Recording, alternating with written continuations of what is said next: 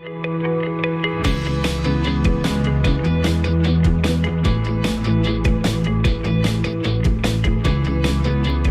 and welcome to Pastor's Perspective, sponsored by Calvary Chapel, Costa Mesa. My name is Brian Perez, and we are here until 5 p.m. Pacific time today. That's right, it's Thursday, so we're going to be here recording the Monday episode of the program between 4 and 5 p.m. But first, we've got a live program to do, and we're going to do that between now and 4. So give us a call, either hour at 888-564-6173, 888-564-6173. And answering your questions today, we've got Brian Broderson, the senior pastor of Calvary Chapel, Costa Mesa in Southern California. And joining us via the Bobby Cam, it's Bobby Conway, the pastor of Image Church in Charlotte, North Carolina, and also the guy you see on the website, ChristianityStillMakesSense.com. Give us a call. Talk to these guys. What's on your mind? 888-564-6173. Doesn't have to just be a Bible question or a question about doctrine. It could be something you might be going through, something you're suffering with. Give us a call. We'll see if we can help. 888-564-6173. How you doing, guys? What's up, guys? Yeah, doing well. Bobby's looking really sharp today. As always. His hair's combed. His shirt is pressed. I am impressed. Now, I, on the other hand, am looking like I just rolled out of bed.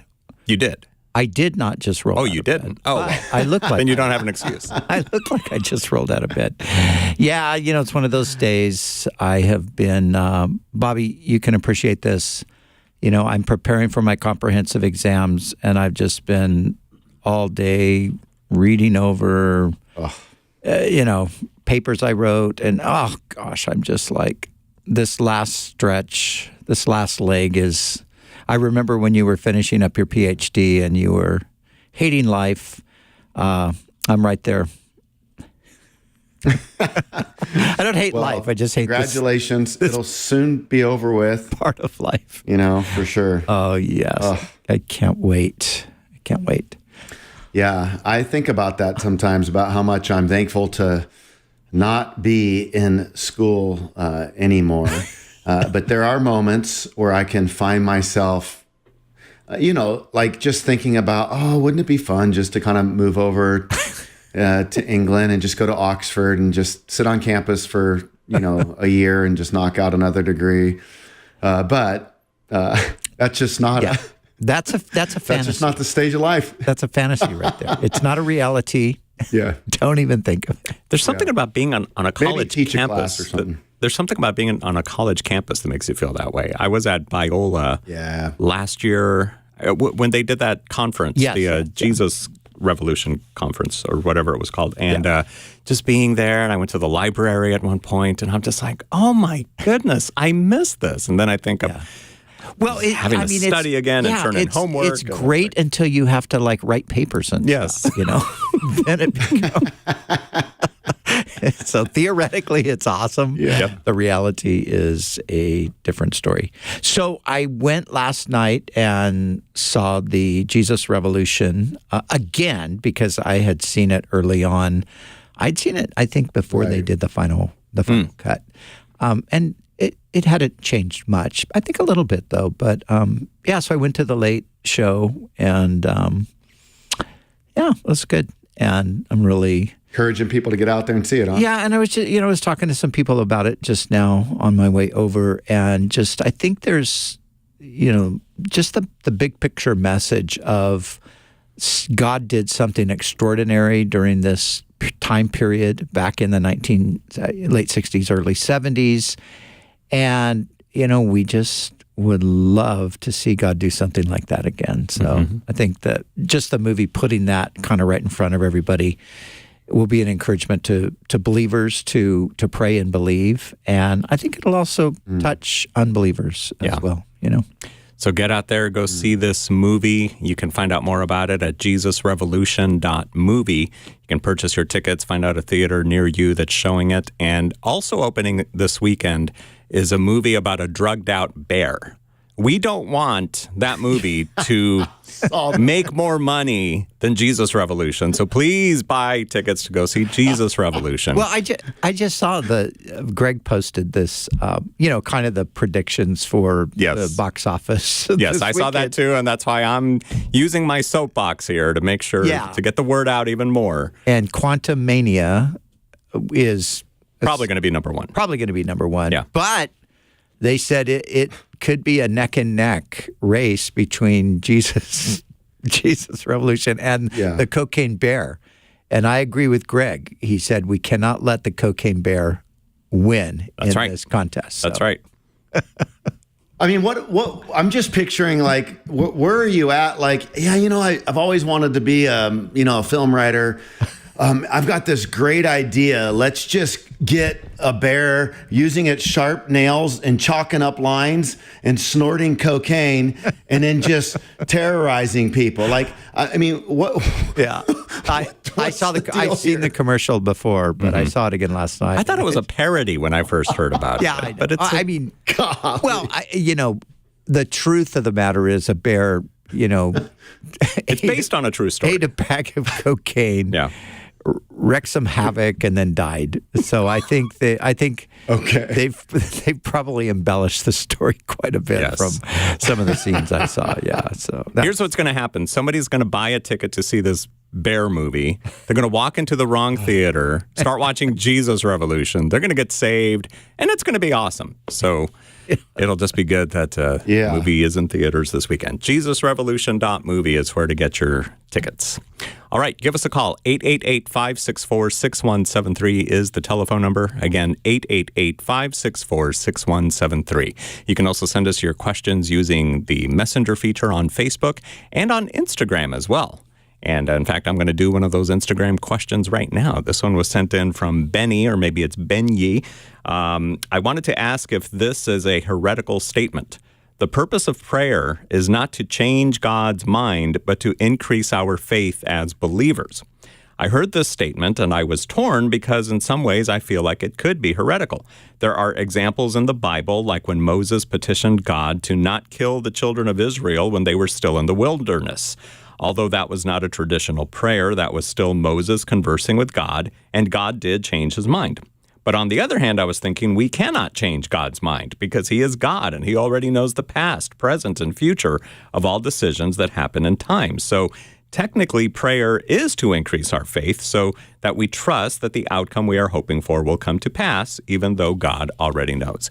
What would you guys say about this? Brian, we'll start with you. Wow. Well, there's a lot to that. I think we need to begin with we don't know what God's will is on a lot of things. So we are praying in faith and we are asking God to do things. As far as God changing his mind, I think that's a bit of a problematic view of who God is. If we could get God to change his mind, I think that would be a problem. And it would kind of, it would indicate some sort of deficiency in God, that he actually, had some wrong ideas and intentions, but we somehow got him back on the right course. So I think there's a different way that we have to understand these passages that sound like we're talking about God changing his mind, but I don't think in the end that's actually what we're doing. Bobby, what do you think about like the we know like anthropomorphic language? Oftentimes, or most of the time, it's referring to pictures of God that are human. Like God's eyes or God's ears or whatever, the hand of the Lord, the arm of the Lord. The reality is God is incorporeal. He's not a physical being. So those things are just to help us kind of understand, right? Do you think anthropomorphical language also applies to some of God's actions, emotions, those kinds of things. I do think it transfers beyond just the physical myself. What do you think? Yeah, I would probably leverage the term anthropopathism to refer to God's emotions. And so there's anthropopathic language, and there's anthropomorphic language. And so the idea then perhaps would be, where do you fit God changing his mind? And I guess one could say, well, God felt differently about this after hearing the prayer, and his mind was changed. But that's not to say what an open theist would want to say is that God literally changed his mind. It's using our human emotions, our thought processes to help us understand God. So God relates to us in our way, because God, in some ways, he transcends us. He's impassible. Like, we cannot understand God in his essential nature. So to try to even think about the inner workings of God's divine will and his mind as it relates to him hearing all the prayers of humanity at once and how he sorts all that out, it's too much for us. So I think one way is that the authors are just penning what their experience was like. Or you take the story with like Hezekiah. Hezekiah is going, to die. But had Hezekiah not prayed and asked for extra time, then that's what would have happened. But you get then really both are true. Because Hezekiah prayed, then that makes the scenario different. So it's kind of like you're getting a little bit of what would happen if Hezekiah didn't intercede. Well, he's going to die. But you get what happens when he does intercede, that he gets 15 extra years. But I do think where you really started it off, it really is, well, it's above my pay grade. I mean, we just can't get at this right here. Yeah. Yeah, I mean, it's really true. But like I said, I think, I just think whatever we land on, or maybe if we just don't firmly land on anything because we were not told, I think what we cannot conclude is that somehow, this is the idea that we are more just or fair than God is. And, exactly. God's lost his cool and he's done. He's going to obliterate these people. But then Moses talks them off the ledge and, brings them back to reality. And God says, okay, all right, I'm not going to do it. That right. That cannot be what happened based on who we know from the totality of Scripture that God is. So I've always thought that maybe in this there is there's a couple things happening. I mean, there is something happening that shows the compassion of God and the reasonableness of God, I think.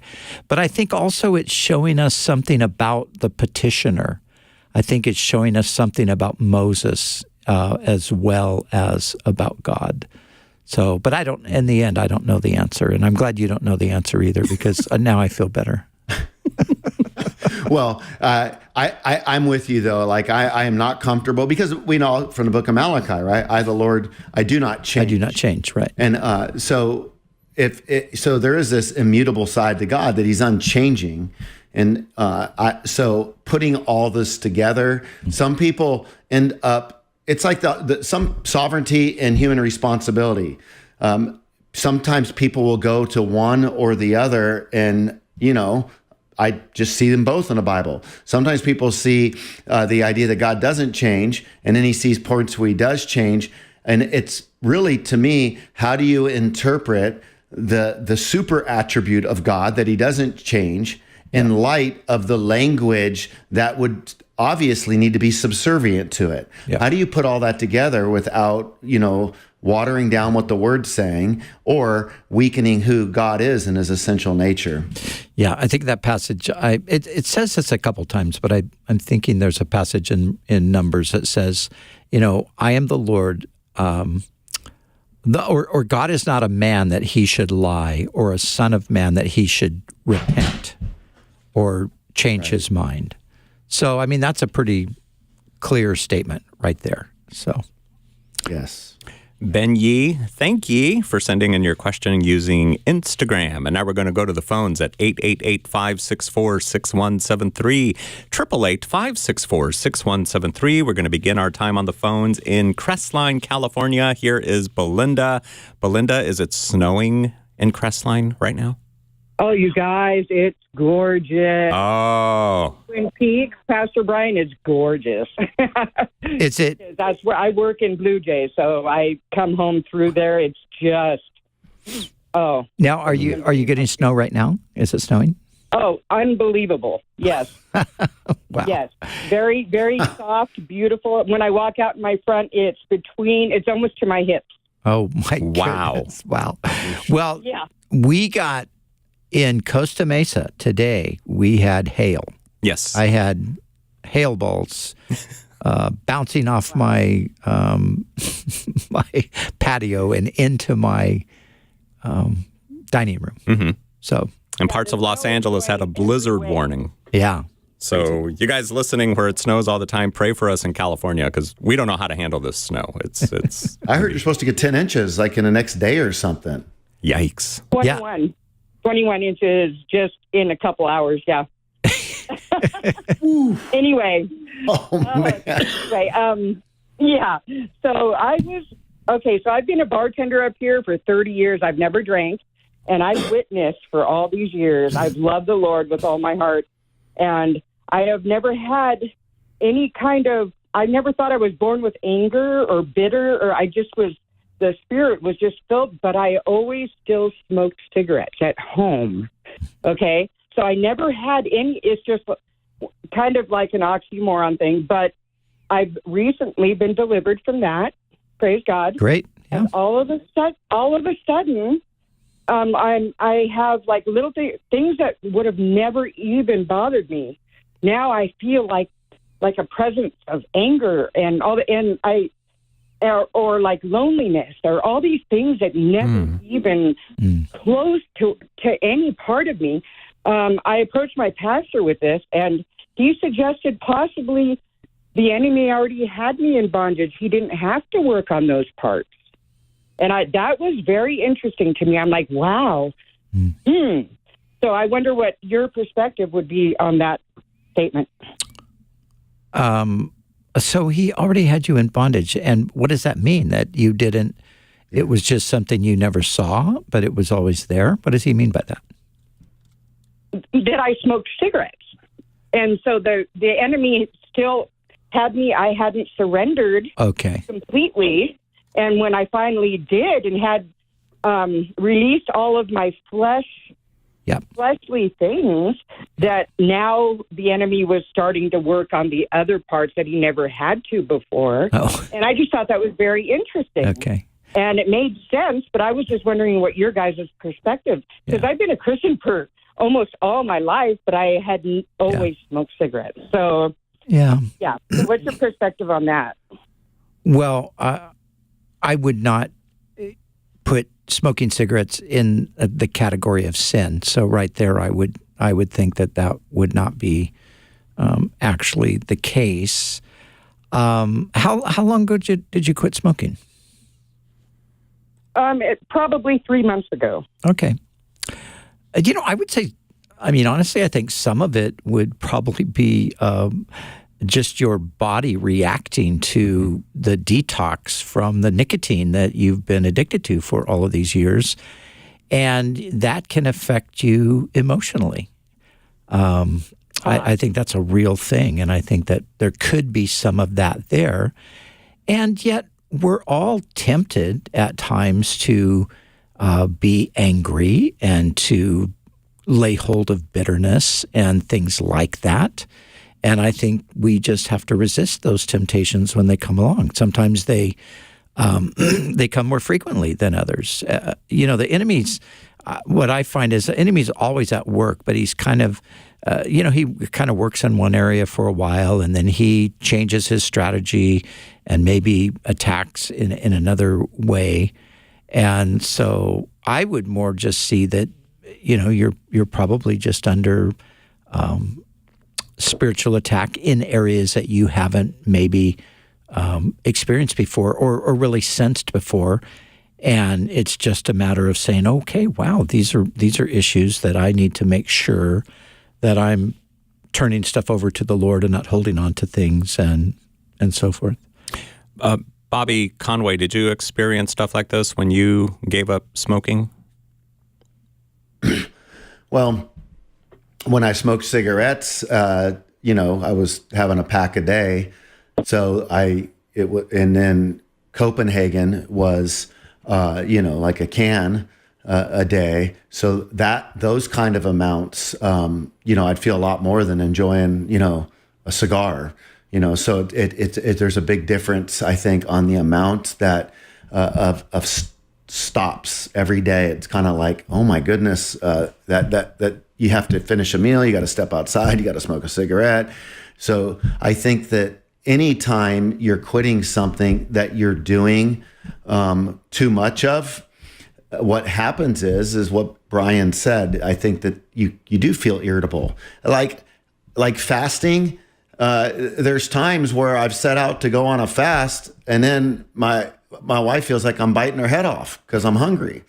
Well, when those moments happen, maybe I just ought to sit down and have a meal and eat, right? Because now it's like I'm not too sure the Lord's impressed with what's going on here because I'm so irritable. But no, I think it's just that awareness comes in. You want a pita pocket, you're fasting, and you just kind of lean into the Lord a little bit more. What are these emotions showing me?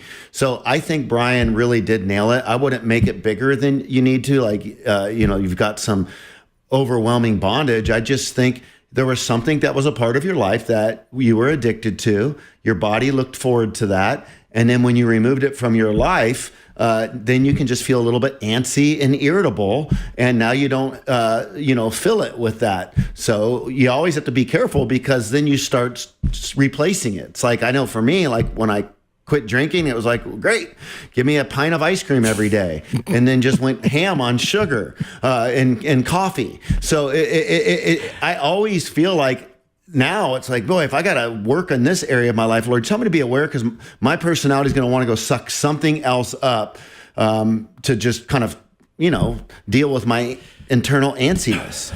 I don't have the Zen effect that Pastor Brian has. I came into this world in a state of panic. And, Brian kind of came in, zenned out. So if you're like me, my friend. Hey, but, I do struggle with an ice cream addiction. I mean, that is my... Oh, man. Your weakness. That is my weakness. I was just Your thinking... kryptonite. I was thinking the other day, like, why... why does ice cream have to make you, gain weight? That's wrong. Because right. I want to eat. It's very wrong. I want to eat a pint of ice cream every night, but I can't. Exactly. And I don't get full eating ice cream. Like I feel like I could just eat it endlessly. It's crazy. I agree. Belinda, are we even remotely helping you, or are we just making nonsensical noise here? No, you make complete sense. Let me just share this one part. Is I'm not really bitter towards people in front of, like, if something happens and I try to sleep at night, I'm single, I'm alone. It's like this dark presence is over me, and I start singing praises in bed and praying, and of course that it goes away. Yeah. But I've never had that before. Yeah. I mean, like all the things that are hurting. I used to just pray for that person all the time. I never felt like that person was attacking. I never felt attacked before, and it's just strange because I should be mature enough to understand this. Yeah.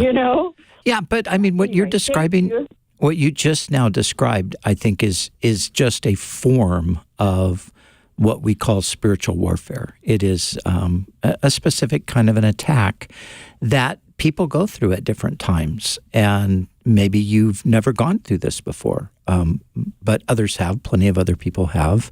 Not everybody does, even. But this is a, that kind of oppression, that sort of sense, like you were saying at night, where you almost feel like some presence that makes you feel uncomfortable.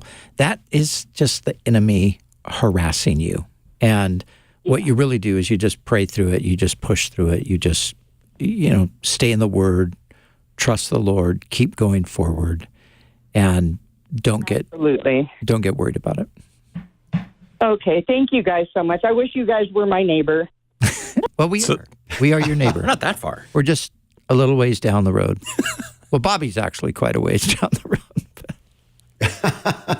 That's true. Thanks for calling us today, Belinda. 888-564-6173. Want to ask you something real quick, Pastor Brian, just in case somebody's wondering what you meant by this. You were talking about Belinda and her smoking, and you said that smoking is not a sin. Yeah. A few seconds later, you called smoking an addiction. Mm-hmm. So isn't all addiction sin?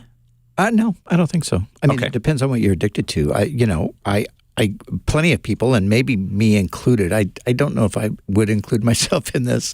Plenty of people are addicted to coffee, caffeine. Plenty of people are addicted to soda, diet sodas and things like that. Ice cream. I don't think that's sin. No.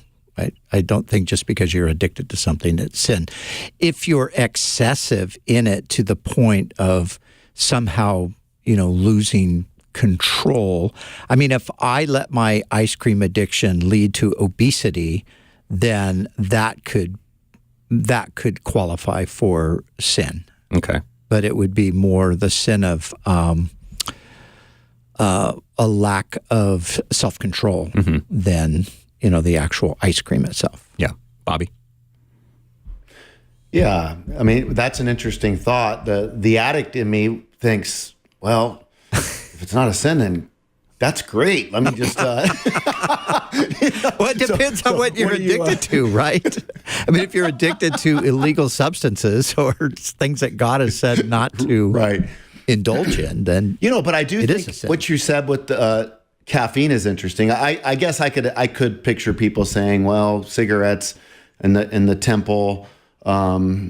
but there's a real scale too with addiction, isn't there? I mean, you can be mildly addicted, and maybe having three cigarettes in a day. Mm-hmm. You could be heavily addicted having 3 packs in a day.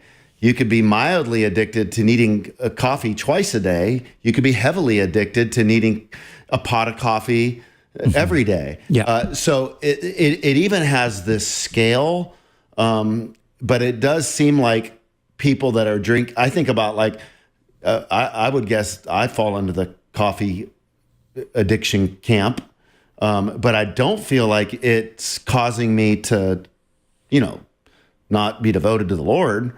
I don't think that. In fact, I would say maybe I'm more devoted because I don't fall asleep in my quiet times. Yeah, and I mean, like chocolate addiction. Some people have chocolate addictions and things. I don't think you can put that in the category of sin. I mean, there are addictions that destroy your life, like drug addictions and alcohol addictions and things like that. So I think that's just a completely different thing. Very good. All right. We're coming up on our break, so I'm not going to take another phone call until we come back. We've got lots of great questions on the board that we want to get to, so don't hang up. And good news, it's Thursday, so we're here till 5 p.m. Pacific time today to talk to you, to answer your questions, to work through things, and we'd love to hear from you. 888-564-6173 is the number to call. 888-564-6173. It's the number you see on the bottom of your screen if you're watching us live streaming right now on Thursday afternoon on Facebook and YouTube. 888-564-6173. And answering your questions from now till 5, we've got Brian Broderson, the senior pastor of Calvary Chapel, Costa Mesa in Southern California. Also, Bobby Conway, the pastor of Image Church in Charlotte, North Carolina, joining us via the Bobby Cam. ChristianityStillMakesSense.com is Bobby's website. And We agree with that statement. Christianity still makes sense. That's why we want to talk about it today. Give us a call at 888-564-6173, 888-564-6173.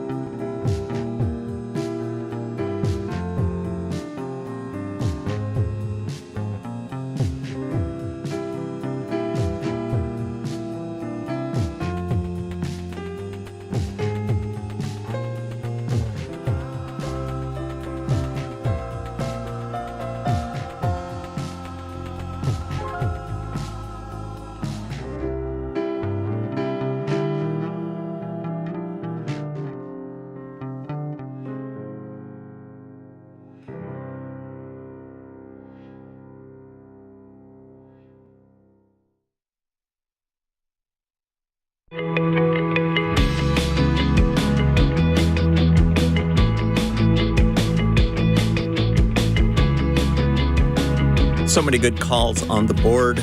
Let's try to get through all of them between now and 5 p.m. Pacific time. Don't hang up. This is Pastor's Perspective. My name is Brian Perez, and Brian Broderson and Bobby Conway are answering your questions today. Give us a call. Write down the number. If you call right now, you probably won't get through because all the lines are busy, but write it down. Keep calling. We'll get to you when we can at 888-564-6173. And we're going to talk now to Patrick in California. Welcome to Pastor's Perspective, Patrick. Hello, how you guys doing? Doing well, thanks. All right, good. I got a pretty interesting question, I guess. Something I've been struggling with over, I guess, the last couple weeks now anyway, probably even longer than that. Been a Christian most of my life, so I'm having a hard time. I'm struggling between the law of attraction and God, and how Jesus was God's son, but how could he, like, as a human, be able to put his hand on someone and say, "You're healed," or he'll be able to break, Hello? Did we lose you? Are you there? Patrick? Did you press mute on your phone? Hello? No. Okay, there you are. We lost you at some point. I'm in the car on the way home. Okay. Well, we heard most of your... Well, go ahead. So I'm having a hard time understanding how Jesus can be able to put his hand on somebody and say, "You're healed," as a human being, where I guess all humans don't possess that power, So, like, I believe in a higher power, but I'm having a hard time distinguishing between is that higher power God, or is it just simply the universe and the law of attraction saying I could just throw my request out there and it'll come true? Does that make sense? Yeah, Bobby, what do you say to Patrick? Well, I'm not sure by the way you're stating your question that you understand who Jesus is, that he's more than a man, that he eternally existed as God and he took on flesh. So he's basically a human, and he's got a human nature that he took on when he came to earth, but he has an eternal divine nature. So the reason Jesus was doing what he was doing is because he was God in the flesh. But not only that, there have been other miracle workers, and when they're doing it, it's because God's empowered them to do so. So no human in and of themselves has the ability to do miracles. That is something that God does through people, and you can see that in different places with the apostles, or you think about Elijah or Elisha. Now, the law of attraction, the difference between the law of attraction and God, the law of attraction taken too far becomes a philosophy that will let you down. Put in its right perspective, the law of attraction has to do with having a healthy mindset. So when you have a negative mindset, you are going to think your way into depression. You're going to have a cynical outlook, and that's going to, bring about some difficulties in your life. But when you have a positive mindset, that's going to change things.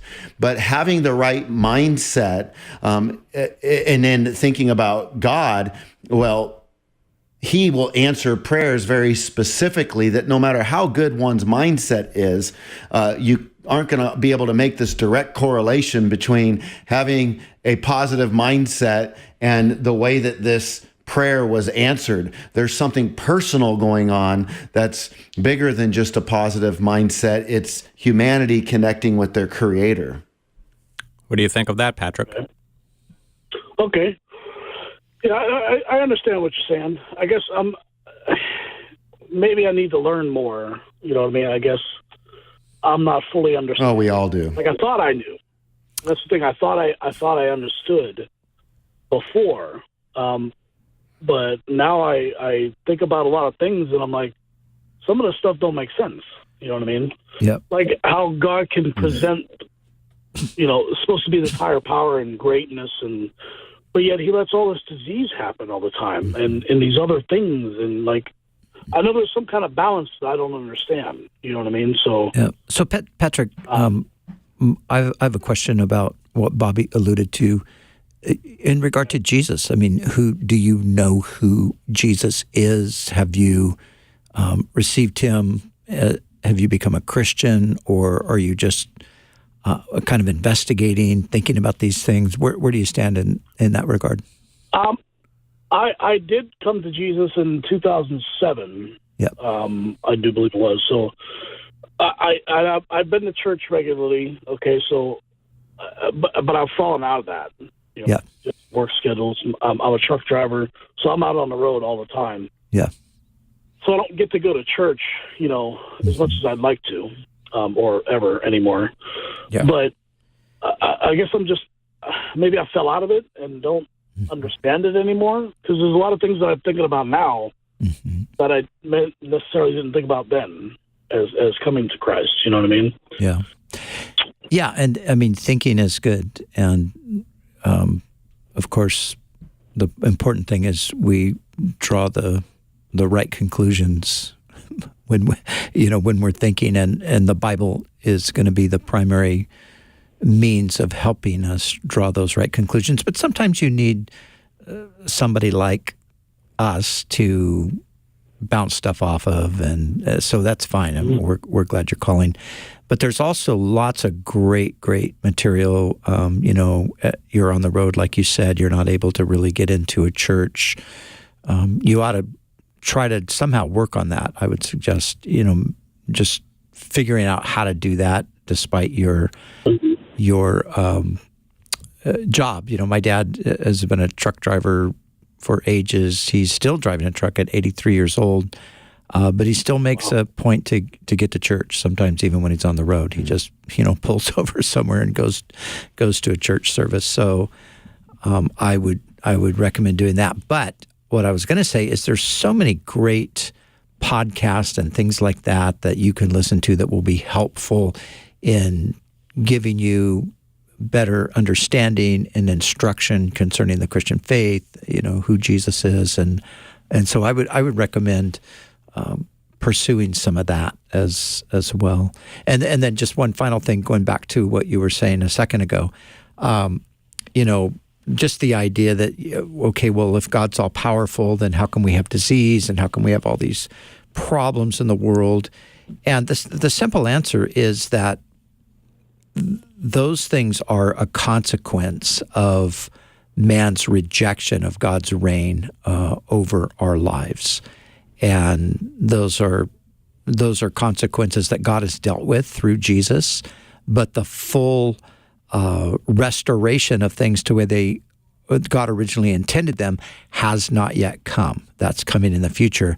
It comes to individuals today to some degree, not entirely because we all die still. But there's coming a day when there will be no more sorrow, no more pain, no more death. The former things will have passed away, and we're in the process of moving toward that. Yeah. So on your guys' perspective, then, law of attraction and God are two separate entities. So you could you be able to use both in your life, and it's not like a choose one or the other. You can actually use both of these entities in your life, right? Bobby? I don't think there is such a thing as an actual law out there, like called attraction. That would be a little bit like Platonism, and I don't know if you would find that term familiar, but Platonism is this idea, from Plato, that there is this world of eternal values that just exist out there, and that we are to conform to these moral values. I don't think there's a law that's free-floating in the universe that we can give the label attraction. Like, think about that. When we talk about a law of, attraction, some people get pretty mystical and new agey about it. There isn't like something out there. What there is you as an individual who has to have a mindset about the way you view the world. And Christianity offers us a Christian mindset in how we view the world. And when you do think positively, that does help you in a sense of, attracting better friends. If you're always negative, no one's going to want to be around us. But, if you're more positive, you're going to have, more friends in your life. So from that standpoint, if we wanted to call that a law, that's fine, but it's not like a real law. It's more like, a principle of sorts. But the principle goes all the way back to our Creator, who created us to think positively, to have a good, healthy mindset. And then at the end of the day, God works with us so people can have a healthy mindset, so to speak, and not be a believer. So someone said, oh, how could a non-believer have a healthy mindset? Well, I think that there could be believers that have a worse mindset than some non-believers. That doesn't mean that. Now, what I mean by that is you could have a believer that's totally in the dumps, totally addicted, totally in doubt. They're jacked up. But then you have somebody who's trying to go out and serve people and do good things. So they're just created in the image of God, but they're not giving God the glory for the way that they're wired. But when we take both of this idea of a healthy mindset and then realize that it's God who gives us the ability to think and to do and all that, and we invite him into our life, then it just enhances our whole perspective in our world, and it brings us into a relationship. And it's not a law, it's a love relationship that responds. Okay, that completely makes better sense. Now I understand. Okay. I understand what you're good. So, right. Thank you very much for that. All right. Thanks for calling, Patrick. Good to talk to you today. on listening. Call us back if you got more questions here on Pastor's Perspective. We're here Monday through Friday from 3 to 4 p.m. Pacific time. The number to call is 888-564-6173. And today we're here till 5. And tell Patrick really quickly about the app. Patrick, the app. Get the K-Wave app. K-Wave 107.9. You're a truck driver. You're always on the road, probably out of state all the time, and you might lose our signal, so make sure you get the K-Wave app and you can listen to us 24/7. Yeah, do that. And, listening, and not just Patrick, everybody. And listening to Bible teaching through the various great programs that we have, listening to the conversations that we have on this program. That'll help, I think, tremendously help Patrick to get his perspective sorted out. Absolutely. Absolutely. All right, let's go to Lydia in California. Welcome to Pastor's Perspective. Lydia, you've got something that's been in the news the past couple of days that you want to talk about.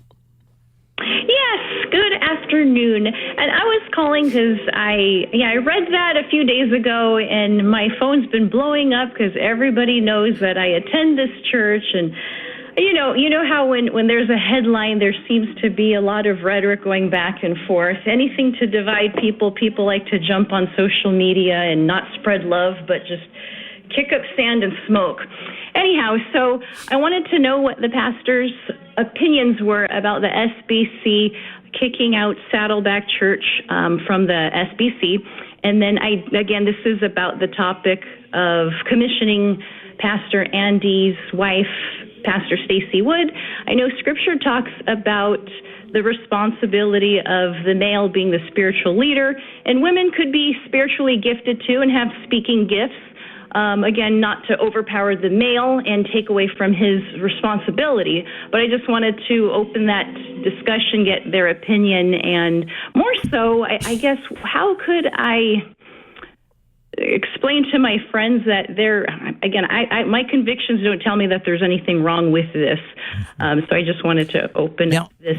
Lydia, did you say that you go to an SBC church or that you go to Saddleback? Saddleback. Oh, you go to Saddleback. Okay. At Calvary Chapel, Costa Mesa, when I'm in town. Okay. All right. Then that's good. Then we'll answer your question then if you drop by Costa Mesa every now and again. Well, look, I mean, I don't want to say too much about it because I'm not part of the SBC. This is the Southern Baptist Convention.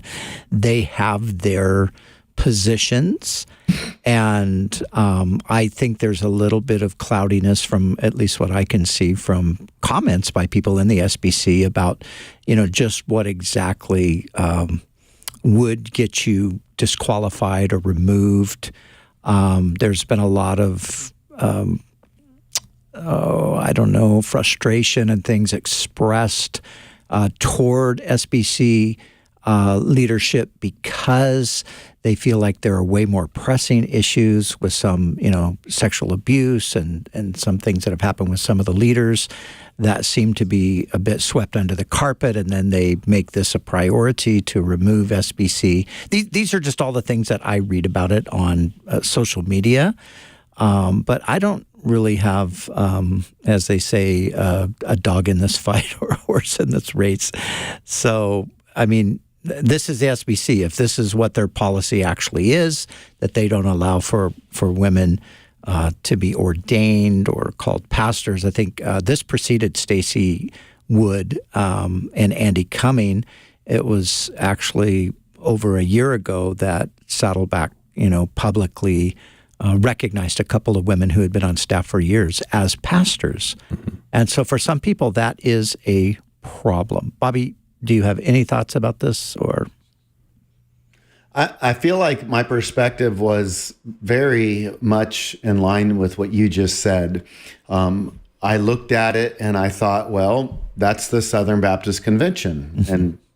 And they're free to choose whatever kind of policy they want to put in place. Yep. Now, I get it that I would retort more when it comes to, the Anglican Church and what they had to say about blessing same-sex marriages, but without marrying them. So there are areas where I feel like I would have more of a voice into something. Mm. But on this particular issue, I don't think this is a break fellowship piece. I would say I would say I think the Southern Baptist Convention, their motive is probably not wanting to handcuff women from feeling like they can use their God-given gifts.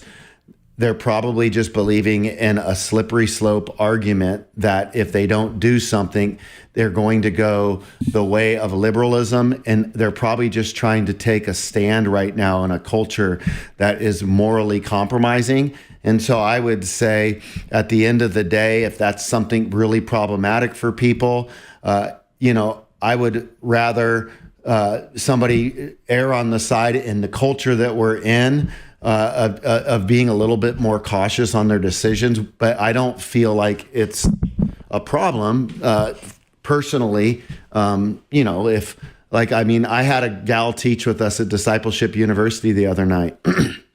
I mean, she just crushed it. She just crushed it. And my thought was, as we were there, they just loved her. She did a great job. And I thought, okay, this happened on Monday night, but if it happened on Sunday morning, she's still teaching the church in a mixed crowd. So because the time's different and the day's different and the setting's different, well, when I look in the Bible, the early church, they didn't even have the church to be meeting in. They were out and about doing it. So I would almost feel personally a little bit legalistic to say, hey, you know what? You can do this on Monday night, but on Sunday morning. At the same token, I would agree with Brian that, in the Bible, you would see that your lead pastors are going to be men, but a woman teaching under the, headship of a man, I don't see what the big deal is on that front. Yeah, and we here at Calvary Chapel, we do have space for women to teach to the mixed audience of men and women. Cheryl teaches on Sunday morning, and we've had other ladies do the same thing. So, but again, it is. I think an interesting thing about the whole Saddleback thing is few people have commented on social media. How many people at Saddleback even knew that Saddleback was part of the SBC? Over the years, Saddleback is kind of like its own universe. And, the tie to the SBC, I think, just goes a long way back to Rick's tie to the SBC. It's a hot topic today, and there's people that are, there's a lot, especially on social media. This comes up every single day. So I think in some ways too, this can, I don't think it's going to hurt Saddleback, to be honest. I think that the Baptist name, the Southern Baptist name, that has, that comes with a lot of baggage, honestly. And I'm not saying that if somebody's Southern Baptist, Saddleback was the first church I was a member of, right? And I can remember even when I learned that as a new Christian, my stomach sank because I was like, okay, I got saved under Greg's preaching at Calvary Chapel, Costa Mesa. And I just kind of loved just his whole vibe. And then I connected at Saddleback, because Rick was so practical. I didn't know anything about the Bible. So he was giving me life wisdom from the Bible.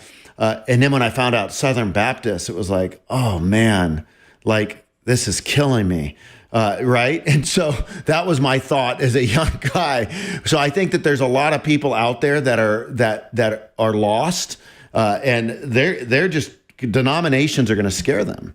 So the big thing is if you're non-denomination, not to go off the tracks, So stay within the gospel is important as well. But I do think I like being non-denominational. Honestly, I can look at the different denominational streams and have a little high church moment on Sunday, but it's not like I feel like I'm trying to follow the Westminster Confession of Faith, or it's like there's things I can point out in it, but I don't feel like one particular denomination got it right, and I just like to point out the greatness of all the streams.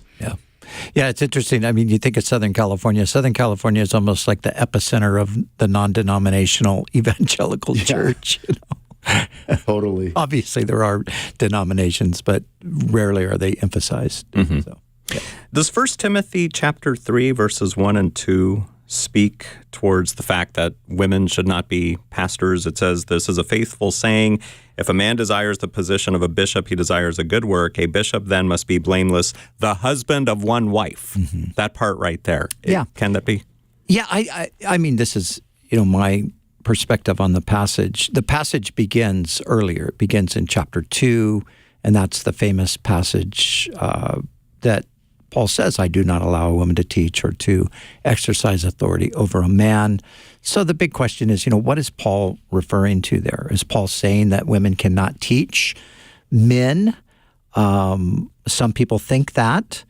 The language that Paul uses there is interesting because it seems to refer to me, I think it refers to the office that he talks about, that he describes in 3:1, the office of the overseer. So my personal understanding of the passage is that what Paul is prohibiting is for a woman to be the lead pastor of the church, if you will, but not prohibiting her from teaching or speaking to a mixed group or to even holding a role in the church where she is serving pastorally. Because after all, the word pastor means shepherd. Women shepherd. They shepherd children's ministry. They shepherd other women.